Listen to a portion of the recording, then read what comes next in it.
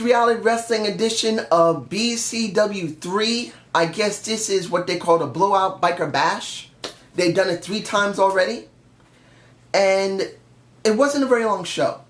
And it shows because we had how many wrestling matches on it? We got 1, 2, 3, 4 matches. That's all we got on this 1 or 1.5 hour show. It wasn't very long. One problem I had with the show was that there were no women represented. There were no diamonds. 0 diamonds were shown. And I felt that was a big mistake on their part. Now, maybe it's because they were worried about the women getting harassed by the bikers. That can be debatable. I can understand why they didn't want the women there. They'd rather have the men there and let the men deal with the bikers than the women. That could be the main reason it did not happen. But you could get security for the women. So, it's always going to be a debate about something like that. But we got 4 matches. 1 match I truly did not care that much about. The other 3 matches are okay, so I'm going to talk about the match I didn't care about. The 6-man tag. Honestly, it was an okay match, but I really felt it didn't need to be there. They could have added more matches other than the 6-man tag. They could have gave more wrestlers time to wrestle.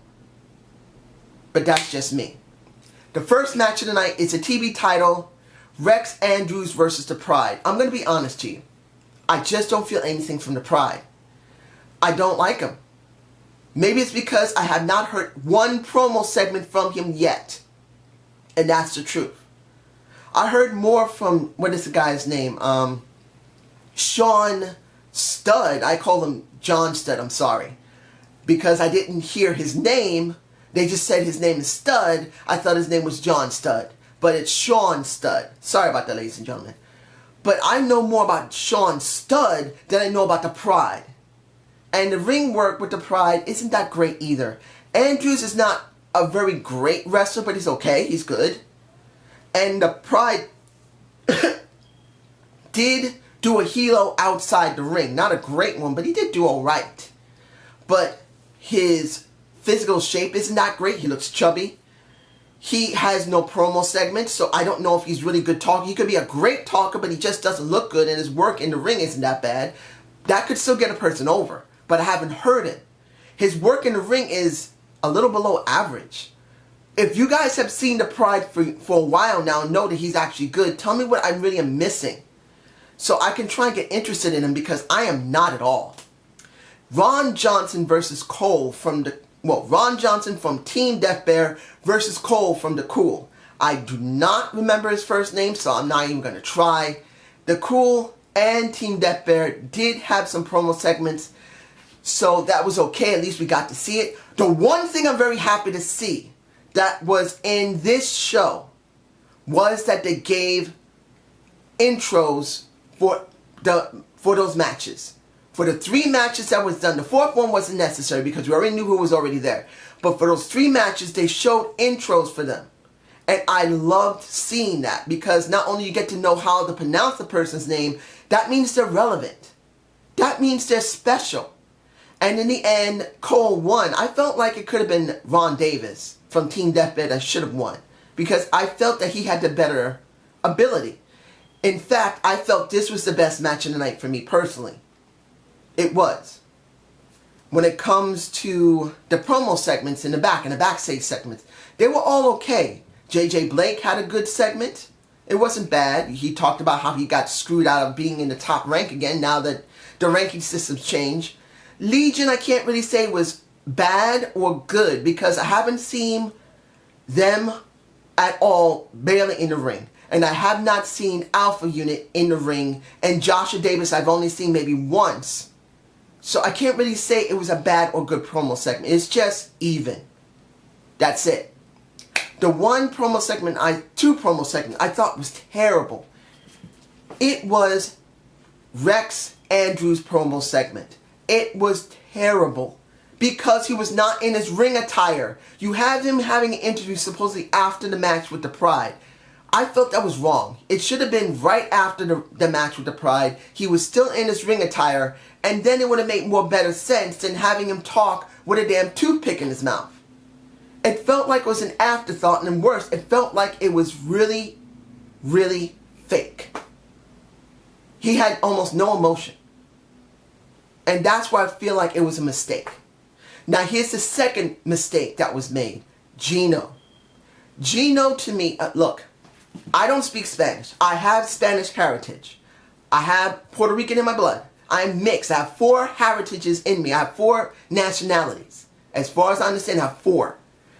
And it's not about the language that can get a person over in wrestling. It's 2 things. It's their body language and how they can act with that body language. How they talk with it. And Gino just does not give it to me. Speaking Spanish the way he did, and I know what he's saying, it doesn't make a difference. Even if you don't know what the language is, and know how to speak it, you can still relay the emotion of it and your body language and how you speak. And why did I lose this damn match? I was supposed to get, see? In my attitude just then, I raised my voice. I showed my face getting angry. I showed my body language getting upset. And when it came to Gino, it was blank. He spoke Spanish. He spoke gently. Now, I could say, if anyone's seen Gino for a while, they say, well, he's a very soft-spoken person. Okay, I take it for what it is. He's a soft-spoken person. But from what I can tell in the ring, he's not a soft-spoken person. He's an arrogant person. So when it comes down to it, I just don't buy the soft-spoken bit. He just does not have it yet. He's supposedly near 20 years old. He might have been wrestling for a couple of years, but really when it comes down to it, he's got no personality. He doesn't know how to relay his emotion properly. He really needs to open up and become more emotional and angry to relay his feelings, no matter if it's in English, Spanish, French, German, it doesn't make a difference. He needs to do it. So when it came to the final match of the night and the subsequent 6-man tag, the final match of the night was the second match of the night for me. Because, what was it? Abel Andrew Jackson, and I believe he might have worked in WWE at one point with Primetime Players. If anybody knows about that, check for me and tell me if I'm right or not. I did do a video on somebody who was working with the Primetime Players, but it looks like I could be wrong, but it looks like it's been deleted by YouTube. I have not been able to find it because I wanted to see if I was right that Abel Andrew Jackson was the one who was working with the Primetime Players around 2012. Since then, I have not seen him. I could be wrong about who he is, but you never know. But in the end, that was the second best match of the night. Abel did a good job. Snow did an okay job. He isn't highly charismatic compared to Abel. He just isn't. He's a good wrestler. He does a little bit of flamboyance, but Abel was a little bit better than him. Then the 6-man tag, which I really felt did not need to happen. If I'm right, that they just didn't want to endanger the women because the bikers might have been rough, I can understand it. But I felt that the 6-man tag did not need to happen. They could have brought more people from the back that was on their roster to do other than that, because it would have been better not to do a 6-man tag after that match. It would have been better that that was the last match of the night, that Snow got his ass handed to him, and Team Death Bear with Abel win, kicked his ass, and left right after the crew defended him. And they could have ended it like that. But the 6-man tag really felt like it was forced, and it felt like 50-50 booking, because the last time these guys dealt with one another, the bad guys won.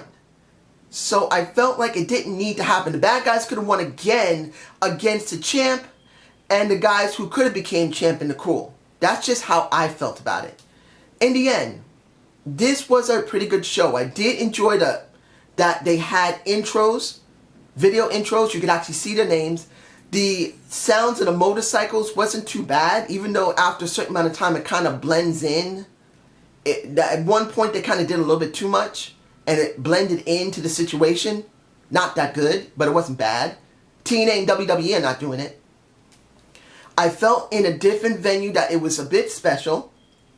And finally, the commentary team of Gilmore and, Topolsky was one of the things that made this very palatable, and it wasn't bad.